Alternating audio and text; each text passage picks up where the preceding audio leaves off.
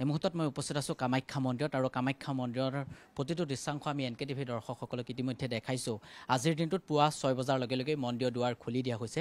মন্দিৰৰ দুৱাৰ খুলি দিয়াৰ লগে লগে ভক্তসকলৰ সমাগম হৈছে। আজিৰ দিনটোত প্ৰায় 1 লাখতকৈ অধিক লোকে এই স্থানত পুৱাৰ ভাগতে আহি উপস্থিত হৈছিল আৰু বৰ্তমান সময়তো দেৱী মাৰ সকলোৱে মা কামাখ্যাৰ আশীৰ্বাদ গ্ৰহণ কৰিবৰ বাবে পুৱাৰে পৰা ভক্তসকলৰ ভিৰ আৰু বৰ্তমান সময়তো ভিৰ দেখা পোৱা গৈছে। সমান্তৰালকৈ এবাৰ বিভিন্ন ধৰণৰ নিয়মাৱলী দিয়া হৈছিল।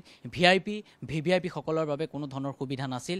আজিৰ দিনটোত ৰাজ্যপাল গোলাপ চান্দ কাটেৰে উপস্থিত হৈছিল আৰু ইতিমধ্যেই পুৱাৰ প্ৰথমটো আমাৰ যি পোনপটীয়া সম্প্ৰচাৰ সেই পোনপটীয়া সম্প্ৰচাৰতে মই কৈছিলোঁ যে আজিৰ দিনটোত মন্ত্ৰী জয়ন্ত মল্লৱ বৰুৱাৰ উপস্থিত হোৱাৰ সম্ভাৱনা আছে আৰু এই মুহূৰ্তত তেখেত আহি উপস্থিত হৈছে। মই পোনে পোনে আপোনাৰ কাষলৈ আহিছোঁ। আজিৰ দিনটোত আপুনি এই স্থানত আহি উপস্থিত হৈছে, বাইদেউ আহিছে এই স্থানতে। বিগত বৰ্ষসমূহতো আপোনাক দেখা পোৱা যায় এই সময়ছোৱাত। আজিৰ দিনটোত আহিছে, কি ক'ব গোটেই ব্যৱস্থাটো? কিন্তু আজিৰ দিনটোত আপুনি আশীৰ্বাদ গ্ৰহণ কৰিলে আৰু কি ক'ব? প্ৰতিটো বছৰে আজিৰ দিনটোত মই ইয়ালৈ আহোঁ আৰু নৈমিত্তিক যিটো পূজা সেই পূজাটো কৰোঁৱেই। আৰু এইবেলিও আজি মন্দিৰৰ দুৱাৰ খোলাৰ পিছত এতিয়া ছেকেণ্ড হাফত মই আহিছোঁ। আহি যিখিনি পূজা কৰিব লগা বা প্ৰতি বছৰে পূজা কৰোঁ, পূজাখিনি কৰিলোঁ আৰু খবৰ মই লৈয়ে আছোঁ আৰু খুব সুন্দৰভাৱে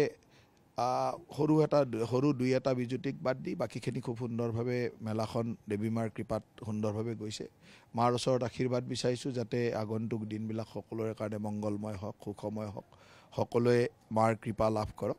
আৰু আমি বিচাৰোঁ যে যিধৰণে ভক্তৰ সংখ্যা বাঢ়ি গৈ আছে তাৰ প্ৰতি লক্ষ্য ৰাখি সকলোৰে সহযোগিতাত যাতে তাৰো এক পৰিকল্পনাৰে আমি ভৱিষ্যতৰ দিনত কাম কৰিব পাৰোঁ সেয়া আমি চিন্তা কৰি আছোঁ। আৰু যিখিনি সৰু বৰ ত্ৰুটি থাকে প্ৰতি বছৰে আমি সংশোধন কৰি যোৱাৰ চেষ্টা কৰোঁ। ইমান বছৰৰ অভিজ্ঞতাৰে লাহে লাহে প্ৰায়বিলাক বেমেজালি নোহোৱা হৈ আহিছে আৰু দুই এটা যি আছে সেইখিনি আমি কৰাৰ পৰিকল্পনাত আছোঁ আৰু সেইখিনি আমি কৰাৰ চেষ্টা কৰিম। ইয়াৰ পূৰ্বে আপুনি পৰ্যটন বিভাগৰ অধ্যক্ষ আছিল। সেই সময়ছোৱাতো আমি দেখিছিলোঁ বা আপুনি বিভিন্ন ধৰণৰ প্ৰচেষ্টা হাতত লৈছিল আপোনালোকৰ চৰকাৰ যেতিয়া আহিছে। বৰ্তমান সময়ত যদি চাই এই কামাখ্যা মন্দিৰৰ ভিতৰ যথেষ্ট সৰু আৰু তাত কিন্তু লক্ষাধিক লোকৰ সমাগম হৈছে আৰু ইতিমধ্যে আপুনিও সংবাদ মেলযোগে প্ৰথম দিনাই কৈছিলে যে এবাৰ VVIP কাৰণে কোনো ধৰণৰ পাছ নাথাকিব, চেণ্ডেলসমূহ তলতে থ'ব লাগিব। ৰাইজে কিন্তু চৰকাৰখনকেও হওক বা ব্যক্তিগতভাৱে আপোনাকো বা আপোনালোকৰ যিটো বিভাগ সেই বিভাগটোক কিন্তু যথেষ্ট সমালোচনা কৰিছে। কথাটো এনেকুৱা যে যেতিয়ালৈকে আমি কামাখ্যাৰ দিব্যলোক পৰিযোজনাটো সম্পূৰ্ণ কৰিব নোৱাৰিম তেতিয়ালৈকে এতিয়াৰ যিটো ভিৰ এই ভিৰটোক আমি কেতিয়াও সুশৃংখলিতভাৱে কণ্ট্ৰল কৰিব নোৱাৰোঁ। কাৰণ এতিয়া আমাৰ যিখিনি আন্তঃগাঁথনি এই আন্তঃগাঁথনি ইমান লোকক একেলগে এডজাষ্ট কৰাটো সম্ভৱ নহয় আৰু প্ৰতিটো বছৰে ভক্তৰ সংখ্যাও বৃদ্ধি হৈছে, সাধু সন্যাসীৰ সংখ্যাও বৃদ্ধি হৈছে। আগতে আমাৰ আখাড়াত 200জন 500জন সাধু আছিলে, কোনো অসুবিধা নাছিলে। এতিয়া সেই একেটা ঘৰতে যেতিয়া 5000 সাধু সন্যাসী আহি যাব তাততো অসুবিধা হ'বই। সেইকাৰণে আমাৰ ভৱিষ্যতৰ পৰিকল্পনা আছে আৰু আখাড়া পৰিষদৰ লগতো আমি আলোচনা কৰিম কেনেকৈ সাধু সন্যাসীখিনিৰ ব্যৱস্থাসমূহ আমি অকণমান বেলেগ জেগাত কৰিব পাৰোঁ, সেই ধৰণৰ পৰিকল্পনা আমি কৰিব লাগিব। আৰু এটা কথা ঠিক যে আমাৰ কামাখ্যা দিব্যলোক পৰিযোজনাত এই সকলো কথা সামৰি আমি পৰিকল্পনা কৰিছোঁ। তাক লৈ 2-4টা পক্ষৰ লগত আলোচনা কৰিব লগা আছে। ইতিমধ্যে আমি কামৰ আবণ্টনো দিলোঁ, কিন্তু খুব কম দিনৰ ভিতৰতে অম্বুবাচী মেলাৰ পিছতে আমি ব্যক্তিগতভাৱে যাৰ লগত কথা পাতিব লগা আছে সেইখিনি কৰি খুব সোনকালে ইয়াৰ কাম যাতে আমি সমাপ্ত কৰিব পাৰোঁ সেই লক্ষ্যলৈ যাব লাগিব। তেতিয়াহে এই সমস্যাবিলাক স্থায়ী সমাধান আমি দেখিবলৈ পাম। নহ'লে একেবাৰে ইমানটো ৰাস্তাত বা ইমান সৰু ৰাস্তাত যেতিয়া লাখৰ ঘৰত মানুহ আহিব তেতিয়া সেইটো সম্ভৱেই নহয়। গতিকে আমাৰ সেইটো পৰিকল্পনাৰে দিব্যলোক পৰিযোজনা, কামাখ্যা দিব্যলোক পৰিযোজনা। কিমানমান লোকৰ সমাগম হৈছে বিগত 4টা দিনত? প্ৰতি বছৰে এই ধৰণৰ এই 4-5টা দিনত আমি 20ৰ পৰা 25 লাখ মানুহৰ আগমন দেখা পাওঁ। আৰু আজিৰ পৰা কেইবছৰমান আগতে আমি যেতিয়া এই প্ৰচাৰ ইত্যাদি চলাইছিলোঁ তেতিয়াৰ পৰা লাহে লাহে বাঢ়ি আহি এতিয়া 20-25 লাখ মানুহলৈ আহে। আৰু সেইকাৰণে এই 2টা বছৰ আমি প্ৰচাৰো বন্ধ কৰিছোঁ যাতে আৰু ইয়াতকৈ বেছি মানুহ আহিলে যাতে আমাৰ অসুবিধা নহয় সেইটোও কৰিছোঁ। কিন্তু তথাপিতো মানুহৰ মাজত এটা আগ্ৰহ বা মানুহৰ মাজত দেৱীৰ ওচৰলৈ অহা, দেৱীক সেৱা জনোৱাৰ এটা আগ্ৰহ থাকে আৰু সেইটো বাঢ়ি আছে আৰু বাঢ়ি থাকিব। আৰু আমি তাৰ লগত নিজকে সংযোগ কৰি যে এইখিনি কেনেকৈ কৰিব পাৰোঁ তাৰ ব্যৱস্থা কৰিব লাগিব। কালিৰ দিনটোত আপোনাৰ যিসকল সাধু সন্যাসী তেওঁলোকে প্ৰতিবাদ সাব্যস্ত কৰিছে, তেওঁলোকে এটা কথা বাৰে বাৰে কৈছে যে তেওঁলোকক প্ৰশাসনে কিছু লোকে বেয়া ব্যৱহাৰ কৰিছে, কিন্তু কিছু সুবিধা তেওঁলোকে পাইছে। বাৰে বাৰে আপোনাৰ কথাও কৈছে যে ব্যক্তিগতভাৱে আপুনিও বহুতৰ লগত যোগাযোগ কৰিছে বা সকলো সুবিধা পাইছে, কিন্তু আৰক্ষীসকলে তেওঁলোকক দুৰ্ব্যৱহাৰ কৰিছে আৰু কালিৰ দিনটোত তেওঁলোকে প্ৰতিবাদ কৰিছে আৰু পাছত পৰৱৰ্তী সময়ত মীমাংসা হৈছে। আজিৰ দিনটোত দলৈগৰাকীও এটা কথা কৈছে যে যিমান প্ৰচাৰ হয় সিমানে কিন্তু কামাখ্যা ধামত যথেষ্ট লোকৰ ভিৰ হয় আৰু কণ্ট্ৰল কৰিবৰ কাৰণে যথেষ্ট দিগদাৰ হয়। চাওক, কথাটো এনেকুৱা যে আগতে যিটো 10 নামী আখাৰাৰ আমাৰ ব্যৱস্থা আছিল, তাত 400-500 মেক্সিমাম মানুহ থাকিব পাৰে, কাৰণ সেই জেগাটো এনেকুৱা আছিল যে 200-300 সাধু সন্যাসী আহিছিল আগতে, সেইকাৰণে বনোৱা হৈছিল। আৰু সেই ব্যৱস্থাটো মন্দিৰ পৰিসৰৰ ভিতৰত যেতিয়া আমি কোনো শৌচাগাৰ স্নানাগাৰ নিৰ্মাণ কৰিব নোৱাৰোঁ, কাৰণ সেইটো ধাৰ্মিকভাৱে বাধা নিষেধ আছে। গতিকে আমি ইয়াৰ ভিতৰত শৌচাগাৰ স্নানাগাৰ নাথাকিলে তাত থকা লোকসকলে বাহিৰলৈ শৌচাগাৰ বা স্নানাগাৰৰ কাৰণে যাব লগা হয়, সেইটো তেওঁলোকৰ এটা আপত্তি থাকে। সেইকাৰণে আমি ভৱিষ্যতৰ দিনত এই পৰিসৰৰ বাহিৰত সাধু সন্যাসীৰ কাৰণে যাতে এটা বেলেগ ব্যৱস্থা কৰিব পাৰোঁ তাৰ পৰিকল্পনাও আমি কৰিব লাগিব। কাৰণ এতিয়া এটা সময় আছিল যে 50জন 100জন সাধু বা 200জন সাধু আহিলে মন্দিৰ পৰিসৰৰ ভিতৰত আছিল, সেইটো এটা ব্যৱস্থাত সম্ভৱপৰ আছিল। কিন্তু এতিয়া যেতিয়া 5000 10,000 সাধু আহিব, তাকতো মন্দিৰ পৰিসৰৰ ভিতৰত ৰখা সম্ভৱ নহয়, আৰু তাত কেতিয়াও স্নানাগাৰ শৌচাগাৰ দিবই নোৱাৰে, সেইটো ধাৰ্মিকভাৱে আমাৰ নিষেধ আছে।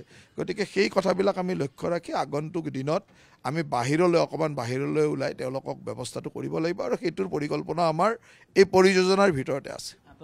ধৰক আপুনি সকলো কথা কৈছে, মই ইতিমধ্যে কৈছোঁ যে আপুনি অধ্যক্ষ হিচাপে যেতিয়াৰ পৰা দায়িত্বভাৰ লৈছে তেতিয়াৰ পৰাই এই স্থানত আমিও সংবাদ মাধ্যমৰ লোক হিচাপে আপোনাক দেখি আহিছোঁ। আজিৰ দিনটোতো আপুনি আহিছে। ধৰক পৰৱৰ্তী সময়ত কিবা টিকেটৰ তেনেকুৱা ধৰণৰ পাছৰ কিবা ব্যৱস্থা থাকিব পাৰে নেকি বাৰু? ধৰক যথেষ্ট লোকৰ সমাগম হয়, বহু লোকে মা কামাখ্যা আশীৰ্বাদ গ্ৰহণ কৰিবৰ বাবে, কিন্তু তেওঁলোকে সময়ত আহি নাপায় বা তেওঁলোকে যাব নোৱাৰে। চাওক, এইকেইটা দিনটো আমি প্ৰথম 2টা দিন এইবাৰ আমি তেনেকুৱা ধৰণৰ আগৰ যি বিশেষ পাছ এইবিলাক বন্ধই ৰাখিছোঁ। তাৰ মাজতে বিশেষ পাছটো আমি বন্ধ ৰাখিছোঁ, সাধাৰণভাৱে ৰাইজে দৰ্শন কৰিছে, আৰু সাধাৰণভাৱে দৰ্শন কৰিলে ইমান বেছি দৰ্শনাৰ্থী হয়, যেতিয়ালৈকে এই পৰিকল্পিতভাৱে আমি কামখিনি কৰিব নোৱাৰোঁ তেতিয়ালৈকে অকণমান অসুবিধা আছে। কিন্তু কামাখ্যা দিব্যলোক পৰিযোজনাত এইটোৱে আমাৰ পৰিকল্পনা, যাতে বৰ্ধিত পৰ্যটক বা ধৰ্মীয় ভক্তসকলক অসুবিধা নোহোৱাকৈ আমি কাম কৰিব পাৰোঁ। আৰু এটা কথা ঠিক যে আমাৰ সকলোৰে লগত যিটো সুহৃদয় সম্পৰ্ক, এই সম্পৰ্ক বা দেৱী মাৰ কৃপাত আজিলৈকে কোনো অসুবিধা নোহোৱাকৈ, কালিয়ে 5 মিনিট 10 মিনিটৰ কাৰণে তেওঁলোকৰ মাজত অলপমান ক্ষোভ শংকা হৈছে, কিন্তু 5-10 মিনিটৰ ভিতৰতে তেওঁলোকে সকলো কথা আলোচনা কৰি এটা সমাধান গম পাইছে প্ৰতিবাদ হোৱা কথা। নিশ্চয় গম পাম, আৰু সেইসকল লোকৰ লগত মোৰ ফোনত কথাও হৈ থাকে, তেখেতসকলৰ যিখিনি আপোনাৰ নামো কৈছে 2-3 গৰাকী। মই আখাৰা পৰিষদৰ যিখিনি আখাৰাৰ ইয়াত থানেদাৰ আছে বা যিসকল ইয়াত দায়িত্বত আছে তেওঁলোকৰ লগত মই ব্যক্তিগতভাৱে মোৰ চিনাকি, আৰু ব্যক্তিগতভাৱে মই কথা পাতোঁ। এইবাৰ আচলতে বহুত বেছি ভিৰ হোৱাৰ কাৰণে ময়ো আহিব পৰা নাই, মই মাত্ৰ এটা ৰাতিয়ে আহিছিলোঁ প্ৰথম দিনাখনে, তাৰপিছত ময়ো সদায় আহি থাকিব পৰা নাই। আচলতে তেওঁলোকৰ লগত অলপ বহি কথা বতৰা পাতি থাকিলে এই কথাবিলাক মোৰ কথাতে সমাধান হৈ থাকিলহেঁতেন, কিন্তু ময়ো যিহেতু ইমান লোক উঠি আহিবলৈ অসুবিধা হয় বা মোৰো ব্যস্ততাৰ কাৰণে প্ৰতিটো দিনে আহিব পৰা নাই। প্ৰথম দিনা ৰাতি আহিছিলোঁ, তাৰপিছত যথেষ্ট ভিৰ হৈ থকাৰ কাৰণে ময়ো অহা নাই। সেইকাৰণে মই ফোনত লগে লগে কথা পাতিছোঁ, আৰু মই কথা পতাৰ লগে লগে তেওঁলোকে স্বীকাৰো কৰিছে যে তেনেকুৱা নহয়, আচলতে আপোনাকো লগ পোৱা নাই, আমাৰ অলপ 2-এটা ক্ষোভ বিভিন্নজনৰ কথাত হৈছিলে, এইটো একো ডাঙৰ কথা নহয়, এইটো আমাৰ সামান্য কথা এটা। শেষৰটো প্ৰশ্ন, VVIP সকলে এইবাৰ কোনো ধৰণৰ সুবিধা নাই, কোনো লোকে কিবা কৈছে নেকি? নাথাকিব, আজি আৰু অহাকালিলৈকে নাথাকিব। অহাকালিৰ পিছত যিটো আমাৰ মানে ব্যৱস্থা, যিটো আমাৰ দলীয় সমাজে অনুৰোধ লৈ পেলাই যিটো 2-এজনক পাছ দিয়ে, সেইটো ব্যৱস্থা অহাকালিৰ পৰা থাকিব, পৰহিৰ পৰা থাকিব। এইকেইটা দিনত যে নাছিলে কোনো লোকে বা আপোনাক ব্যক্তিগতভাৱে কিবা কৈছে? চাওক, এইকেইদিন আমি যেতিয়া প্ৰচাৰটো কৰি দিলোঁ, এতিয়া আমাৰ ওচৰতো ৰিকুৱেষ্ট কমি যায়। আগতে আমাৰ ওচৰতো ৰিকুৱেষ্ট যেতিয়া খোলা থাকে তেতিয়া সকলোৱে ৰিকুৱেষ্ট কৰে, এতিয়া সকলোকে আমাৰো সুবিধা হয়, সকলোকে ক'ব পাৰোঁ যে সাধাৰণ দৰ্শকৰ দৰে আহক, এতিয়া ৰিকুৱেষ্টটো আমাৰ ওচৰত কমি যায়। জয়ন্ত মল্ল অসম চৰকাৰৰ এগৰাকী দক্ষ মন্ত্ৰী, জয়ন্ত মল্ল বৰুৱাই সাধাৰণ লোক হিচাপে সোমাবলগীয়া হৈছে। নিশ্চয়কৈ, আৰু মই দেৱী মাৰ ওচৰত আহিলে সাধাৰণ হৈ আহিয়ে ভাল লাগে। ধন্যবাদ জনাইছোঁ। মই তেখেতৰ বাইদেউ আছে, মই কথা পাতিবলৈ চেষ্টা কৰিম। বাইদেউ, বিগত বৰ্ষসমূহতো আপোনালোক আহে, আজিৰ দিনটোত সপৰিয়ালেৰে আহিছে, আশীৰ্বাদ গ্ৰহণ কৰা হ'ল? নিশ্চয়, আমাৰ সৌভাগ্য, এনেকৈ এটা শক্তিপীঠ আমাৰ কামৰূপ হেৰিত আছে, আৰু আমি প্ৰত্যেকবাৰে আহোঁ সপৰিয়াল হিচাপে, আৰু মাৰ দৰ্শন কৰোঁ, আমাৰ সৌভাগ্য এয়া। আৰু মাৰ ওচৰত সদায় আশীষ লওঁ আৰু ৰাইজৰ কাৰণেও আমি আশীষ লৈছোঁ যে চবেই মংগলে থাকে, সুখে শান্তিৰে থাকে। সেয়া আৰু যোৱাকালিও আহিছিলোঁ, আমি পদযাত্ৰা কৰি আহিছিলোঁ ঘৰৰ মানুহখিনিয়ে, আহি মাৰ বাহিৰৰ পৰা হেৰি কৰি পেলাই পৰিক্ৰমা কৰি গ'লোগৈ। আজি আকৌ তেওঁক দৰ্শন কৰিলোঁ, সৌভাগ্য আমাৰ। সেয়া আৰু ধন্যবাদ জনাইছোঁ। এয়া আছিল অসম চৰকাৰৰ মন্ত্ৰী জয়ন্ত মল্লৱ বৰুৱা। জয়ন্ত মল্লৱ বৰুৱা আজিৰ দিনটোত এই স্থানত আহি উপস্থিত হৈছে। তেখেতে পৰিয়ালৰ লগত আহি উপস্থিত হৈ দেৱী মাৰ আশীৰ্বাদ গ্ৰহণ কৰিছে।